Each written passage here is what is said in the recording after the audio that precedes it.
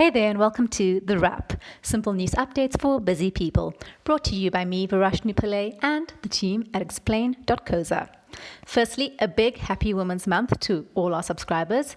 Plus, we'd like to announce a new member to the explain.coza team, talented journalist Sarah Evans. She was formerly at News 24 and the Mail and Guardian, and she's joining us as our editor, and we're excited to have her on board.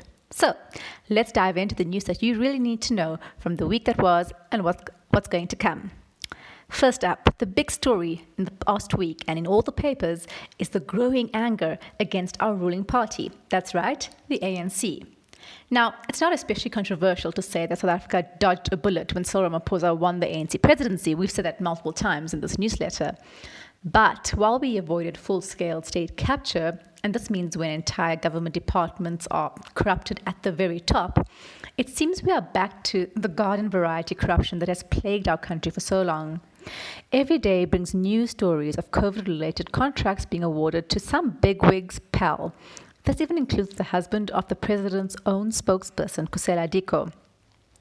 This time, however, South Africans aren't just seeing through the spin. They're properly gutful and are not being shy about letting their leaders know about it. It also didn't help that when a who's who of the ANC gathered in huge numbers for ANC stalwart Andrew Mngeni's funeral, there was almost zero social distancing, while army soldiers stood around smoking cigarettes without being asked for receipts by Police Minister Beyoncé. Now, this has just angered the public further. In addition to this, anger with the ANC over tender corruption is now off the charts, inside and outside the party. Here's the thing. We're not the naive country we were before the Guptas landed. Now we know if we make enough noise, we can see action. And this time, the ANC itself is also spooked. It ran a largely failed social media campaign on Friday, trying to whip up support for the party as accusations grew on Twitter and elsewhere. However, the hashtag ANC Friday sank like a lead balloon and was quickly drowned out by the hashtag #FootsekANC. Indeed. Now, at a meeting of its top leadership meeting this past weekend, the NEC, the ANC floated the idea that the party corruption should be investigated by former Presidents Thabo Mbeki and Kgalema Motlanthe. This is according to leaks in the Sunday papers yesterday. But before we get too excited, the idea went up in smoke thanks to the usual factional stalemate in the governing party, which is really part of the problem. Meanwhile, the party's Integrity Commission is reportedly also hurtful of being ignored, according to a leaked memo. So here's our take. We've had Ramaphosa's back so far, but the deep-seated corruption and issues in the party he governs is not something we can ignore, and his tendency towards compromises is a problem. Given the crisis we're living through, there just isn't time for waffling about. But we're also not holding our breath waiting for other political parties to effectively hold the ANC to account. As Justice Malala argued in his latest column in the Financial Mail, we need a stronger opposition and fast. Okay, let's move on to your news briefs of what happened. Firstly, the IMF. South Africa has joined 78 other countries in accepting a $4.3 billion loan from the International Monetary Fund to help the country weather the COVID-19 storm. Now, as we've said previously, this is a big deal for our country, which has long been allergic to the idea of help from the IMF. Now, while the money is apparently sorely needed, news of the loan has been met with cynicism on both the left and the right sides of the political spectrum. And when we say left or right, think socialists versus capitalists. So, we summarize what the two sides are saying.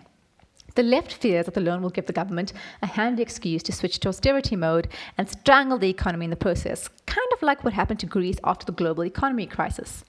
Austerity, it turns out, is code for cuts, and more cuts in government spending, affecting education, health, social services, and a whole lot more. Understandably, the left would be upset about that. Moving over to the right, they see the loan as inevitable given South Africa's financial position, but they're super anxious that the government won't follow through on the reforms the IMF usually requires, like the aforementioned cuts, reining in spending and state salaries, and they already consider it a foregone conclusion that the money will be plundered by politically connected tender pirates. So what's our take? Whether you lean more to the left or right of the debate, this much is clear. Transparency is urgently needed to make sure the money is spent properly and that those doing the lending and the borrowing lay all their cards on the table instead of building collapsible houses out of them. Moving on to drama at the Gigabas. Hell hath no fury like a woman scorned. You've heard that saying, surely. Now, Norma Gigaba, the wife of former Finance Minister Malusi Gigaba, is facing charges of assault and malicious damage to property after doing some damage to Gigaba's car. Now, we wouldn't dare speculate on the reasons, nor would we deign to give any credence to rumours that the Honourable former Minister has acted somewhat dishonourably in his marriage. We deal only in facts here, which include that he laid charges against her, which led to a night in prison for his dearly beloved. Only then did he try to backtrack and deal with it personally and take it out of the justice system's hands, but by then it was too late.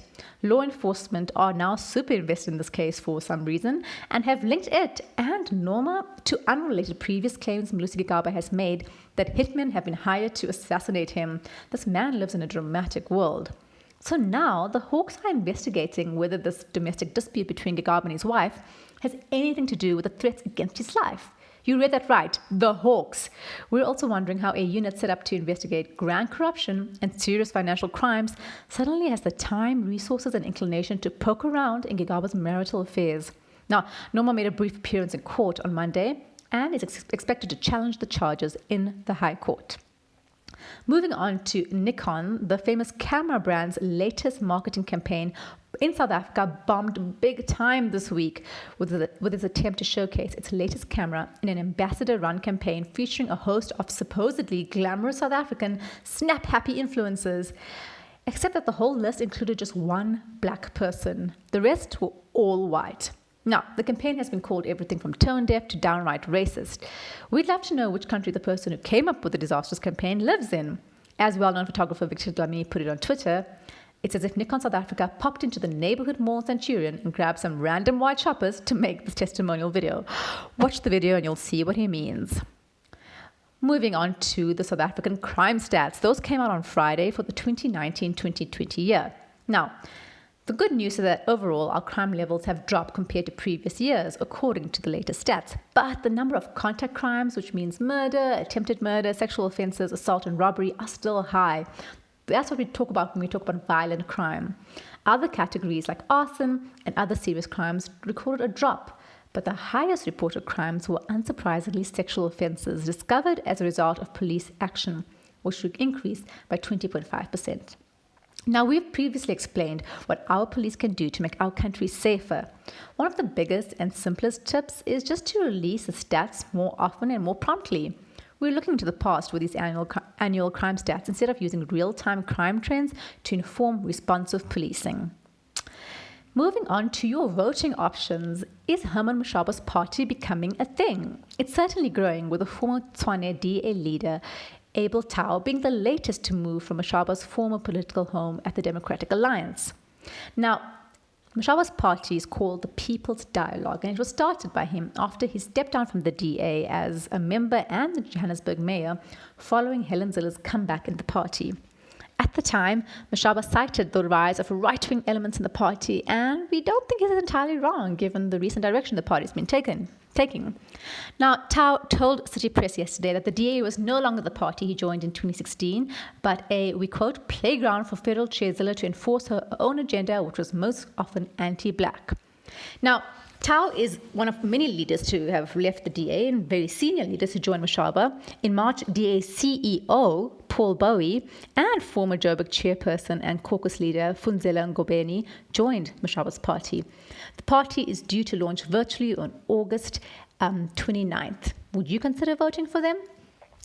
More in terms of elections, the ANC and the EFF have thrown their weight behind a proposal to postpone next year's local government elections and hold a single poll for both national and local government elections in 2024. Now, you might remember that you vote every 2 years or so for either local or national elections. They're saying that to avoid having parties constantly being in election mode every 2 years, and which creates instability in the political space, have just one vote every 4 to 5 years and then just have it done with. But the DA argues differently. They say there is no need to fix something that is not broken, and says holding local elections between national and provincial ones in the style of the US midterms provides voters with an opportunity to take stock of parties' performances. Not so sure about that one, because Local and national elections are very different. Even though it's the same parties in both, there's very different individuals involved in politics. Anyway, moving on to international news. Zimbabwean lives matter. Security forces are violently cracking down on anti-government protests over corruption and economic hardship in Zimbabwe. Protesters, activists, and journalists were harassed and arrested while businesses were forced to close as well. The protests have sparked the Zimbabwean Lives Matter movement, while calls for the African Union to intervene are also escalating. Now, we can't help but agree. How much more must this country go through? After all, we had hoped that the latest president, after Mugabe finally was ousted, would do better, but he sadly has not. Meanwhile, in the US, in yet another attempt of abusing his power, US President Donald Trump wants to ban the use of TikTok, a rapidly growing social media app, because authorities and lawmakers are concerned that the app is being used by the Chinese government to collect intelligence. Yeah, right. We wonder if this has anything to do with K-pop fans who use the platform to tank one of his rallies. TikTok users and the fans of Korean pop music groups claim to have registered potentially hundreds of thousands of tickets for Trump's Tulsa rally in June as a prank, leaving the president with egg on his face after his team promised huge attendance that did not materialize. And in terms of your inspiration, if you've been living under a rock, Beyoncé's latest visual album dropped on Friday, and it was everything Africa was hoping for and more. The album, called Black is King, was inspired by her work on the Lion King soundtrack last year. Now, when the trailers for her take on the story dropped, people were skeptical. What with all the animal skins and cheesy images of Africa? But since it actually has landed and everyone has watched it, it has now received rave reviews, and it makes the simple and important move to give the stage to African performers. Beyoncé uses her enormous platform to highlight African cultural traditions as well as modern-day lifestyles and ambitions, while giving the stage to performers from across the continent. She reimagines the story of Simba the Lion as a young black orphan finding his destiny. It's goosebump-inducing, with gorgeous costumes, set designs, and dance sequences, all paying homage to various African cultures.